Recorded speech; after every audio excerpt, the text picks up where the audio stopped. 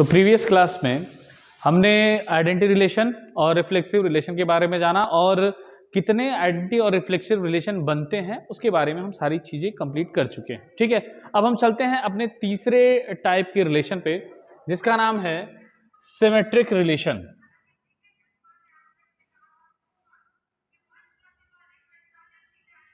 Symmetric relation देखिए, पहले हम इसकी डिफिनीशन लिख देते हैं, उसके बाद हम इसको समझाते हैं कि क्या होता है सिमेट्रिक रिलेशन। तो देखिए क्या है a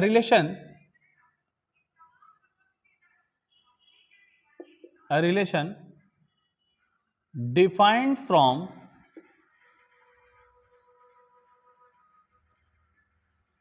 A to A is said to be symmetric if A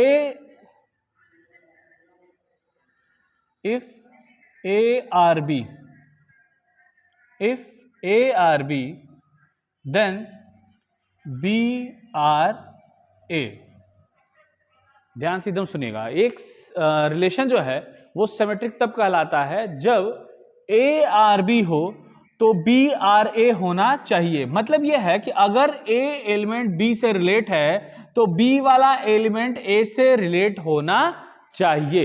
यह सिमेट्रिक रिलेशन का डिफिनीशन हो गया।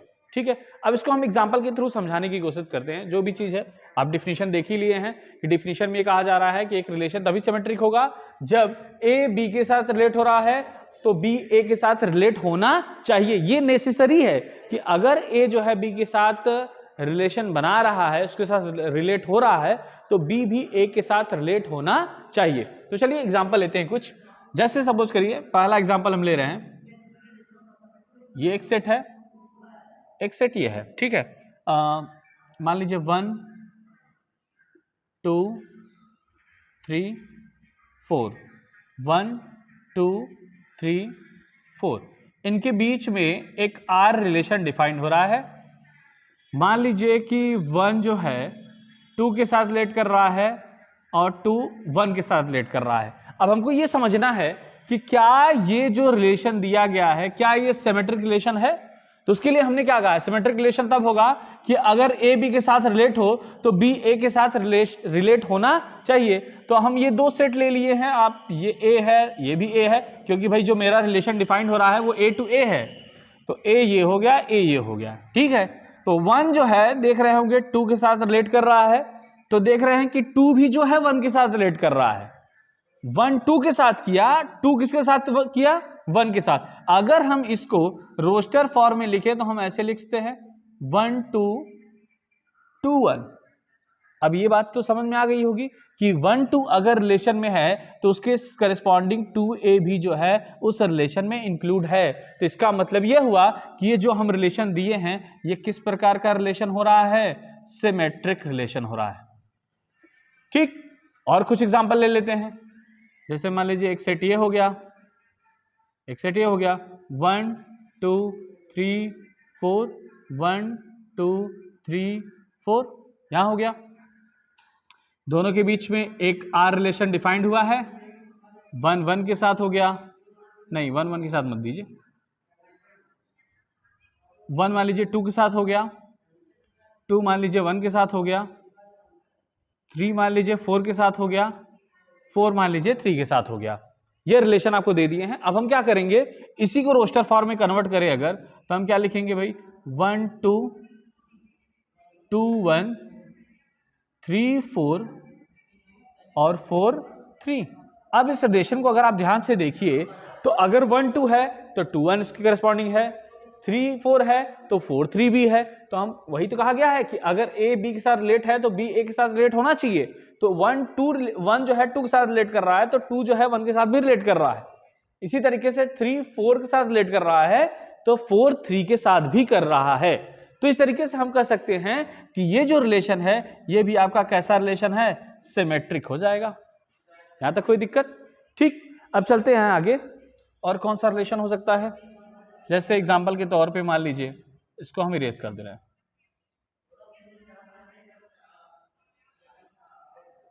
चलिए, जैसे 1 1 2 2 3 3 और यहां पे है 4 4।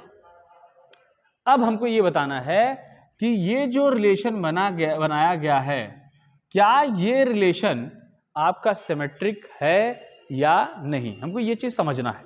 ठीक है, तो चलिए एक चीज देखिएगा ध्यान से कि 1 1 के साथ रिलेशन बनाया, अगर हम इसको रोस्टर फॉर्म में कन्वर्ट करें तो हम लिखेंगे 1 1 2 2 3 3 4 4। अब एक चीज समझिए ये कि अगर हम ये कहें कि सिमेट्रिक में क्या होता है, ए बी के साथ रिलेट हो रहा है तो बी ए के साथ रिलेट होना चाहिए। ठीक है, हम 1 2 1 1 कह रहे हैं। ठीक है, अगर हम इसको उल्टा करें तब भी तो 1 1 ही होगा। ठीक, 2 2 कह रहे हैं, फिर इसको उल्टा करें तब भी 2 2 होगा। ये 3 3 है, इसको उल्टा करेंगे तब भी 3 3 होगा। 4 4 है, उल्टा करेंगे तब भी 4 4 होगा। इसका मतलब यह है कि आपको यह भी पता है कि जब भी हम सेट बनाते हैं तो उस सेट में हर एलिमेंट सिर्फ एक बार होना चाहिए। तो अगर हम 1 1 है, इसको हम उल्टा करेंगे तब भी 1 1 वहां पे होगा। यही चीज तो इंक्लूड है इसमें। तो इसका मतलब यह है कि 1 1 2 2 3 3 4 4 ये सब जो है कौन सा रिलेशन बना रहे हैं, सिमेट्रिक रिलेशन बना रहे हैं। अब अगर 1 1 है, हम इसको फिर से 1 1 लिख दें तो जब हम सेट में कन्वर्ट करेंगे तो लिखेंगे तो 1 1 हम एक ही बार। तो इसका मतलब यह है कि ये जो है आपस में रिलेट हो रहे हैं। हम इसको ऐसे करें 1 R1 करें 1 R1 करें, मतलब तो दोनों का एक ही है। हम इसको पहले रखें चाहे इसको बाद में करें, कोई मतलब नहीं रहेगा, 1 1 1 1 ही रहेगा। तो हम इस तरीके से कह सकते हैं कि इस कंडीशन में भी जो है आपका रिलेशन सिमेट्रिक हो सकता है। ठीक है, तो चलिए एक और एग्जांपल देख लेते हैं। सपोज करिए एक सेट यहां है 1 2 3 1 2 3, इन दोनों के बीच में एक रिलेशन डिफाइंड हो रहा है, मान लीजिए R। चलो भाई 1, इसको 1 1 साथ मत रखिए, 1 2 के साथ कर दीजिए, 2 1 के साथ कर दीजिए, 3 जो है 2 के साथ कर दीजिए। हो गया। अब हमको ये चेक करना है कि क्या ये आपका सिमेट्रिक रिलेशन दिखा रहा है कि नहीं दिखा रहा है। तो चलिए सबसे पहला काम क्या करते हैं, इसको हम कन्वर्ट करते हैं किस में, रोस्टर फॉर्म में। रोस्टर फॉर्म में कन्वर्ट करेंगे तो क्या होगा भाई, थोड़ा ध्यान दीजिएगा कि 1 2 के साथ रिलेट किया है, 2 1 के साथ रिलेट किया है, 3 2 के साथ रिलेट किया है। चलो भाई ये तो रोस्टर फॉर्म हो गया। अब हमको देखना है कि क्या ये सिमेट्रिक है या नहीं। तो देखिए 1 2 के साथ किया तो 2 1 के साथ भी कर रहा है, यहां तक तो क्लियर है।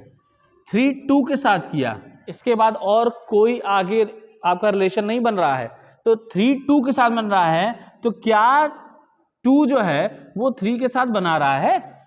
अरे भाई ये इसके साथ बनाया है तो इसको इसके साथ बनाना चाहिए था ना, ये तो बना ही नहीं रहा है। जब ये इसके साथ बना ही नहीं रहा है तो इसका मतलब ये हुआ कि जो आपका रिलेशन दिया गया है वो सिमेट्रिक नहीं है, नॉट सिमेट्रिक। आप कह सकते हैं कि ये सिमेट्रिक नहीं है। तो अब मेरे ख्याल से इतने एग्जाम्पल के बाद आपको ये समझ में आ गया होगा कि सिमेट्रिक रिलेशन का मतलब होता क्या है। सिमेट्रिक रिलेशन का मतलब यह है कि अगर एक सेट एक रिलेशन जो डिफाइंड हो रहा है ए टू ए में, वो तब सिमेट्रिक होगा जब ए आर बी रिलेट होगा किसके साथ, बी आर ए के साथ। मतलब कहने का ये है कि अगर ए बी के साथ रिलेट हो रहा है तो बी को ए के साथ रिलेट होना चाहिए।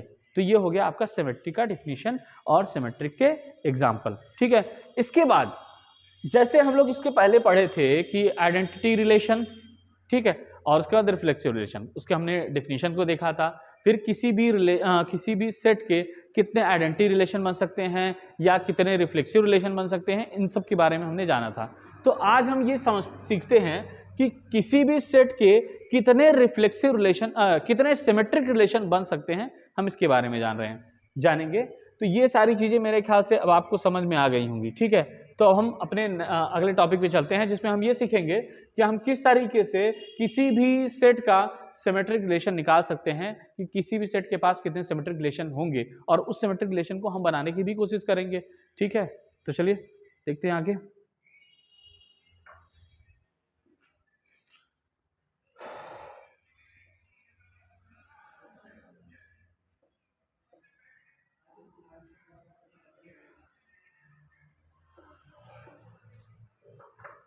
तो अब नया टॉपिक है आपका total number of symmetric relation. ठीक है, ध्यान से देखिएगा। जैसे एक सेट दे दिए A इज इक्वल टू 1 2 3। हम क्या करते हैं, सबसे पहले भाई A क्रॉस A निकालते हैं। A क्रॉस A, तो A क्रॉस A में क्या होगा, ध्यान से देखिएगा, 1 1 2 2 3 3, फिर 1 2 1 3, नहीं 1, थोड़ा सिस्टमैटिक कर देते हैं, 1 2 2 1, फिर 1 3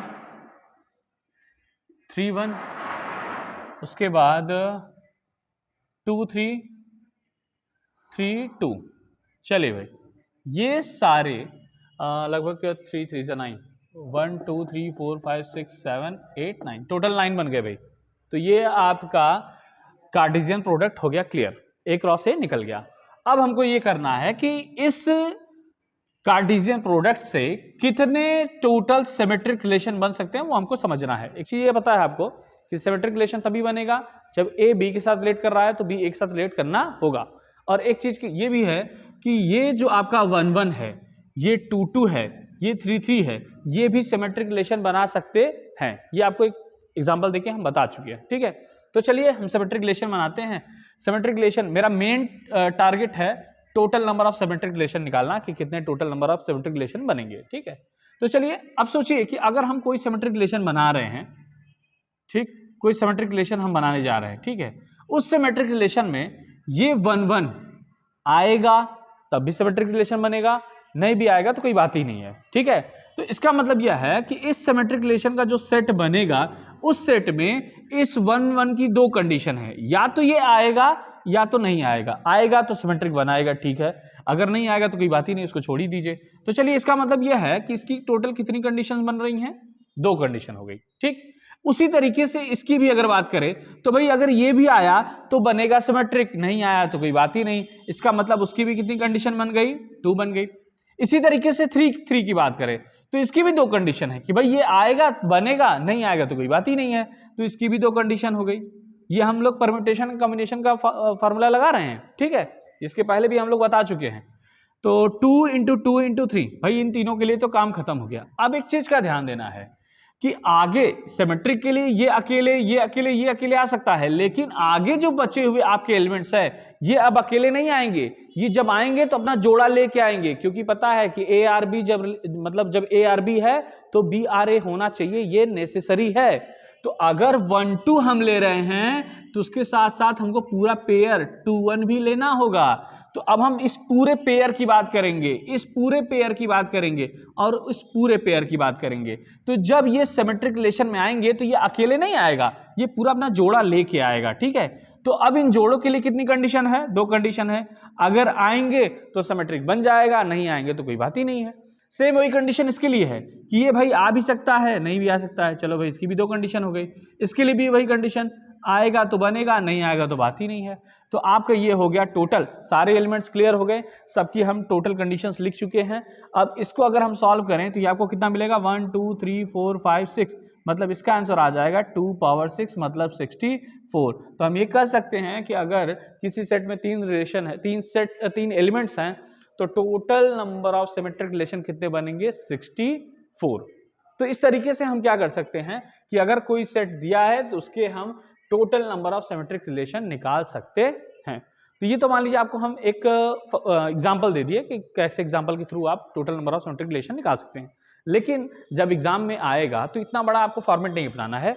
उसके लिए हम क्या करते हैं, एक फार्मूला अप्लाई करते हैं, एक फार्मूला डिराइव करते हैं कि कैसे किसी फार्मूले के थ्रू हम total number of symmetric relation निकाल सकते हैं। तो चलिए हम फार्मूला डिराइव करते हैं।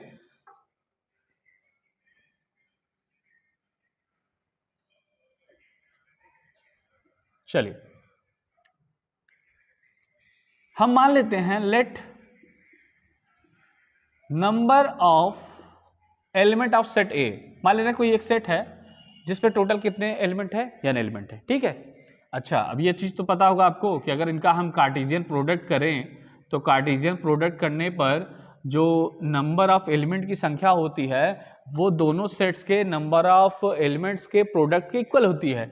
तो भाई इसमें n था, a में n है तो दूसरे वाले a में भी n ही होगा, तो टोटल नंबर ऑफ एलिमेंट कितना हो जाएगा, n इंटू n बराबर कितना हो जाएगा, n स्क्वायर। टोटल इतने कार्टेशियन प्रोडक्ट में एलिमेंट बनने वाले हैं। ठीक है, चलिए अब हम क्या करते हैं, एक सेट a कंसीडर करते हैं। एक सेट a कंसीडर करिए, a1 a2 a3 a4 ऐसे चलेगा, लास्ट में आपका क्या आ जाएगा, an। अब हम क्या निकालते हैं, इनका कार्टेशियन प्रोडक्ट निकालते हैं, a क्रॉस a। तो क्या बनेगा भाई, देखिए ध्यान से, a11 a22 a33 ऐसे ही चलेगा, लास्ट में an। चलिए यहां तक हो गया। इसके आगे क्या बनेगा, देखिए a12 मतलब a1 a2 फिर a2 a1 फिर a2 a3 फिर a3 a2 ऐसे ही चलता जाएगा। आपका हो जाएगा लास्ट में an माइनस वन an, तो an comma an minus one. तो इस तरीके से आपका जो है कार्टेशियन प्रोडक्ट बन गया। और इसी कार्टेशियन प्रोडक्ट से हम लोग को निकालना है total number of symmetric relation, मतलब इससे कितने सिमेट्रिक रिलेशन बनेंगे। ठीक है, तो चलिए ध्यान से देखिएगा। सबसे पहली बात, जो सेम एलिमेंट्स वाले हैं पहले इनकी बात करते हैं। देखो भाई, इस a11 को देखिए भाई, अगर ये आया तो सिमेट्रिक रिलेशन बनेगा ही भाई, सेम एलिमेंट वाले हैं तो वो अपने आप में ही सिमेट्रिक रिलेशन बना लेते हैं ना। तो अगर ये आया तो भाई रिलेशन बनेगा, नहीं आया तो कोई बात ही नहीं है। तो इसका मतलब यह है कि इसकी कितनी कंडीशन बन जाएगी, 2। सेम चीज यही इसके लिए भी 2, सेम वही चीज इसके लिए भी 2। इसी तरीके से सबसे पहली बात, यहां से टोटल यहां तक अगर हम बात करें तो टोटल कितने टर्म हो रहे हैं, n टर्म हो रहे हैं। ठीक है, तो ऐसे अगर 2 2 2 करेंगे तो ये टोटल 2 जो है वो कितने टाइम्स बाद आएगा, n टाइम्स तक आएगा। कितने टाइम्स तक आने वाला है, n टाइम्स तक। ठीक है, अब इसको अगर हम सॉल्व करें, मल्टीप्लाई करें तो इसकी वैल्यू कितनी मिलेगी, 2 पावर n। यहां तक कोई समस्या नहीं होनी चाहिए। ठीक है, तो ये n एलिमेंट के लिए टोटल इतनी कंडीशंस बन रही है। अब जो बाकी बचा हुआ है उसकी हम बात करते हैं। तो अभी ध्यान दीजिएगा कि ये टोटल जो एलिमेंट थे वो टोटल, ये कुल वो n स्क्वायर थे। कुल कितने थे, n स्क्वायर, जिसमें से n के लिए कंडीशन हम निकाल चुके हैं। तो बचा कितना element, n square minus n। इस टोटल n स्क्वायर में से n हम निकाल चुके हैं क्योंकि उनकी कंडीशन हमने लिख दी है 2 पावर n। बाकी बचा कितना है एलिमेंट, n स्क्वायर माइनस 1। मतलब ये 1 2 3 ऐसे करते हुए टोटल कितने एलिमेंट बच रहे हैं, n स्क्वायर माइनस 1। अब एक चीज आपको पता है कि ये सारे एलिमेंट्स अकेले आ सकते हैं, लेकिन इसके बाद जो ये एलिमेंट है ये सब किस में आएंगे भाई, पेयर में। अब आगे के एलिमेंट्स किस में आएंगे, पेयर में।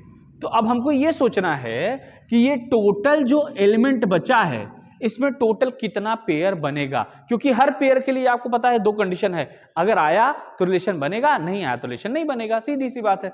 तो चलिए टोटल ये n square minus n elements बचे हुए हैं। अब हमको देखना है कि इसमें कुल कितने पेयर बनने वाले हैं। तो एक छोटा सा एग्जांपल के तौर बताते हैं कैसे हम पेयर निकालें। अगर सोचिए यही कि टोटल 10 एलिमेंट हैं, ठीक है, हमको पूछा जाए कि बताइए इससे कितने पेयर बनेंगे। एक पेयर में पता है 2 एलिमेंट होंगे, तो 2 से डिवाइड कर दीजिए तो आपको पता लग जाएगा कि कितने पेयर बनने वाले हैं, 5 पेयर बनेगा। तो आपको पता है कि ये टोटल एलिमेंट हैं, तो इसमें नंबर ऑफ पेयर कितना हो जाएगा, n square minus n upon 2। ये टोटल नंबर ऑफ पेयर हो गया। अब हमको क्या करना है, इन पेयर्स की बात करनी है। तो ये ध्यान दीजिए, इसके लिए 2 कंडीशन, आएगा या नहीं आएगा, इसके लिए 2 कंडीशन, आएगा कि नहीं आएगा। इसी तरीके से total n square minus n upon 2 pair के लिए अगर हम करें, टोटल जितने 2 n square minus n upon 2 pair total बन रहे हैं, इनकी बात करें तो टोटल कितना बन जाएगा, 2 power n square minus n upon 2। भाई एक के लिए 2, 2 के लिए 2, ऐसे ही चलता रहे। टोटल आपके पास कितने पेयर बन रहे हैं, n square minus 1 minus n upon 2। मतलब आपका जो 2 है वो इतने टाइम्स आएगा। इतने टाइम्स आने का मतलब है कि 2 power n square minus n upon 2 बन जाएगा। अब इन दोनों को सॉल्व करें, बेस इक्वल है, पावर ऐड कर दें तो कितना बनेगा भाई, देखिए 2 power n square plus n upon 2। तो ये आपका फार्मूला हो गया total number of symmetric relation, total number of symmetric relation. देखिए ये इंपॉर्टेंट है कॉम्पिटेटिव की मोटिव से भी, क्योंकि डायरेक्ट कभी कभी आपको पहले ही बता दिए हैं कि कभी कभी इसमें डायरेक्ट जो है फार्मूला पूछ दिया जाता है, कभी कभी आपको जो है एलिमेंट्स दे देगा कि भाई एक सेट है इसमें कुछ नंबर ऑफ एलिमेंट्स हैं, बताइए टोटल कितने रिफ्लेक्सिव रिलेशन बनेंगे। तो इसके पहले हम लोग एक क्वेश्चन लगाए थे ना जिसमें 3 एलिमेंट था, उसमें टोटल सिमेट्रिक रिलेशन कितना बन रहा था 64। चलिए उसको हम थोड़ा सा देख लेते हैं कि क्या वो मेरा सही था कि नहीं, इसमें रख के चेक करते हैं। तो देखिए ध्यान से, नंबर ऑफ एलिमेंट जो था वो 3 था ना, लैक्स में रखिए 2 पावर 3 का स्क्वायर प्लस 3/2 कितना हो जाएगा, 3 3 जा 9, 9 3 12, 12/2 2 पावर 6 मतलब कितना आया 64। सही है कि नहीं है? तो इसका मतलब यह हुआ कि हम इसके थ्रू, ये एक ऐसा फार्मूला है जिसके थ्रू हम क्या निकाल सकते हैं, total number of symmetric relation निकाल सकते हैं। तो इस तरीके से आज सिमेट्रिक रिलेशन का ये पूरा टॉपिक कंप्लीट हो गया। आपने सिमेट्रिक रिलेशन क्या होती है ये पढ़ा है, और उसके बाद नंबर ऑफ सिमेट्रिक रिलेशन कैसे निकालते हैं उसका फार्मूला देखा है, उसका डेरिवेशन पूरा देख लिया है। तो अब हम अपने नेक्स्ट क्लास में नेक्स्ट टॉपिक पे चलेंगे जो कि आपका है ट्रांजिटिव रिलेशन। उसमें हम जानेंगे कि ट्रांजिटिव रिलेशन होता क्या है और नंबर ऑफ ट्रांजिटिव रिलेशन हम निकालते कैसे हैं। तब तक के लिए थैंक यू।